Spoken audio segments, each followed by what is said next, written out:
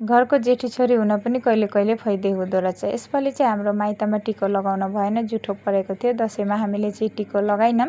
अनि माइतबाट 2-3 किलोमिटर टाढा बिहा भएपछि कुनै चाडबाड आयो भने माइत नगयो भने आफूलाई पनि खल्लो लाग्दो रहेछ, अनि बाबुआमालाई पनि खल्लो लाग्छ भनेर हामी चाहिँ हिजो 3जना दिदीबहिनी सल्लाह गरेर गयौँ माइत। अनि दसैँमा चाहिँ अब टिको लाउन भएन, साइतको टिको लगाइनौँ भनेर टिका लगाइदिनु भएन बुबाले। अनि आज चाहिँ बिहान पूर्णिया भनेर ढिलो ढिलो पूर्णिया लाएको रहेछ। त्यही भएर नाति नातिना छोरी ज्वाइँहरू आए भनेर बिहान बुबाले चाहिँ फेरि पूर्णियामाको सबैजनालाई हामीलाई टिका लगाइदिनु भयो। अनि जेठी छोरी भनेर फाइदा किन हुँदो रहेछ भनेको, सबभन्दा पहिले चाहिँ अब जेठीको पाला आउँदो रहेछ टिका लाउन।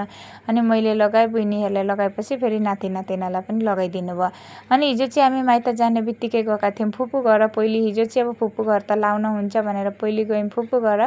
फुपू घर चाहिँ फेरि त्यतिखेरै कारेन्ट गएको रहेछ। अनि मैले फुपू घर अनि पहिले लगाएँ, त्यहाँबाट बहिनी ज्वाइँहरूले लगाए। अनि टिकासिका लगाइसकेपछि हामी अब घर आउने टाइम भइसक्यो। टाली टोप्ला त छोरीको जातलाई अब के भेटिन्छ ल्याउनै पर्यो जहाँ पनि गएपछि टाली टोप्ला, किनभने घर आएपछि पकाउने त काम आफ्नै हुन्छ भनेर बारीमा पस्यौँ। बारीमा जाँदाखेरि सब्जीहरू केही रहेनछ, तर बहिनीले चाहिँ अलिकति भए पनि सागसब्जी खोजेर आफ्नो लागि जुगाड गरिहाले।